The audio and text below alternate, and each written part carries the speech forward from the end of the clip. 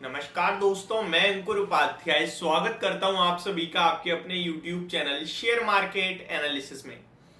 दोस्तों यहां पे बात करूंगा आप सभी के साथ, बहुत बड़ी खबर है और सिंपल सी भाषा में समझेंगे, एक लाइन में समझा सकते हैं।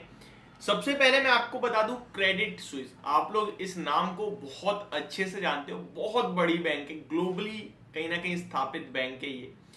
और इसके स्टॉक में आई थिंक थर्सडे या वेंसडे को एक क्रैश देखने को मिला, जहां पे ब्लूमबर्ग के हवाले से एक खबर आई, जहां पे ब्लूमबर्ग को इंटरव्यू देते हुए सऊदी नेशनल बैंक के कहीं ना कहीं टॉप मैनेजमेंट ने कमेंट करा कि हम क्रेडिट स्विस को सिंगल सेंट की भी मदद नहीं करेंगे, अब एक फूटी कौड़ी नहीं देंगे।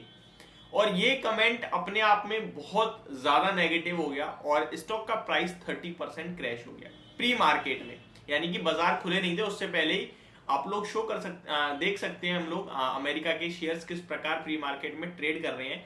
जैसे हम लोग जब अमेरिका का बाजार खुलता है तो अपने भारतीय बाजार के एडीआर देखते हैं, तो वहां पे प्री मार्केट में उनके शेयर्स का फ्लक्चुएशन दिखता है, तो वो हमें दिखने लगा और वहां 30% क्रैश दिख रहा था क्रेडिट स्विस का शेयर।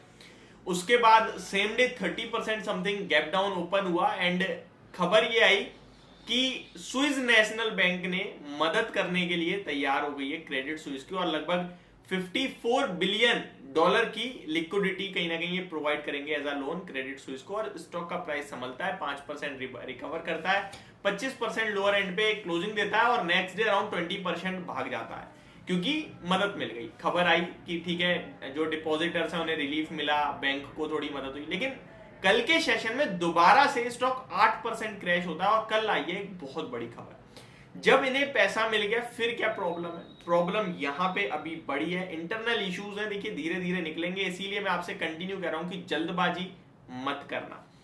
पैसे मिलने के बावजूद अब कंपनी पूरी तरीके से बिकने के लिए तैयार है।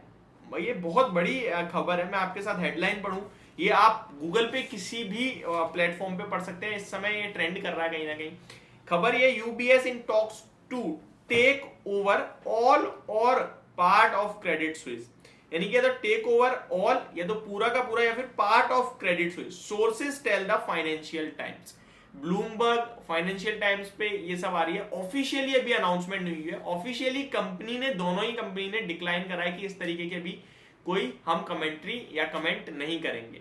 इस वीकेंड यानी आज और कल पे इसके ऊपर टॉप मैनेजमेंट कहीं ना कहीं मीटिंग करने वाला है। हो सकता है कुछ खबर निकल के आए मंडे तक आपके लिए, जैसी आएगी मैं आपके साथ शेयर करूंगा।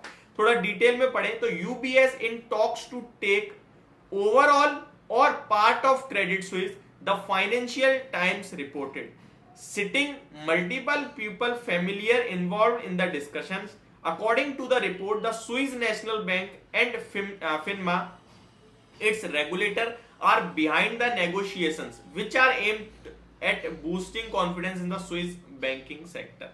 Earlier this week, the embattled Credit Suisse said it would borrow as much as 50 billion Swiss francs or nearly $50 billion, जो मैंने अभी आपको बताया, from the Swiss National Bank. But even with that move, Credit Suisse share have continued to fall, उसके बावजूद share का price गिर रहा है। Credit Suisse shares closed lower by 7% Friday but are down 24% for the week. लगभग एक हफ्ते में 24% की गिरावट आई है और क्रेडिट स्विस का शेयर ऑलमोस्ट लाइफ टाइम लो पे ट्रेड कर रहा है।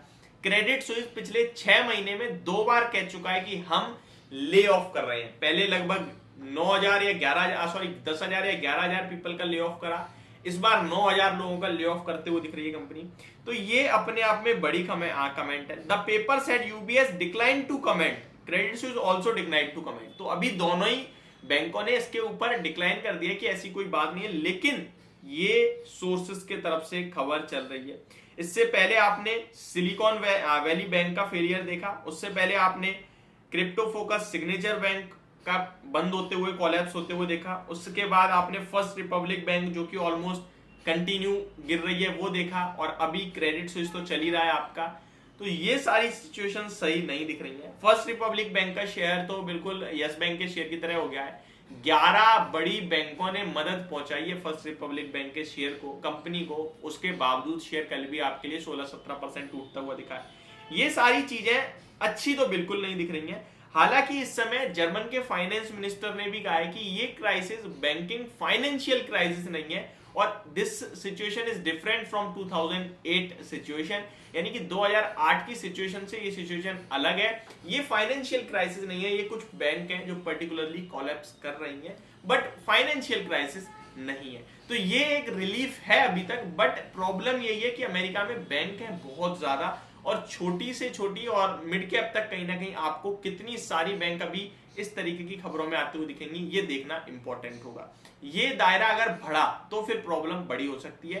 प्लस 22 मार्च कंटिन्यू मैं कह रहा हूं रेट हाइक का डिसीजन बहुत इंपॉर्टेंट होगा। अगर रेट हाइक आ गए तो बैंकों के लिए और परेशानी, और नहीं आए तो लेट्स सी गवर्नमेंट कैसे हैंडल करती है इन्फ्लेशन को और आगे का क्या प्रोजेक्शन रखती है। तो ये आपके लिए क्लियर कट इस समय की जो चीजें दिख रही हैं वो मैंने शेयर करी। होप आपको ये वीडियो, ये जानकारी समझ और पसंद दोनों आई होगी। Thank you so much for watching this video. Have a great day guys.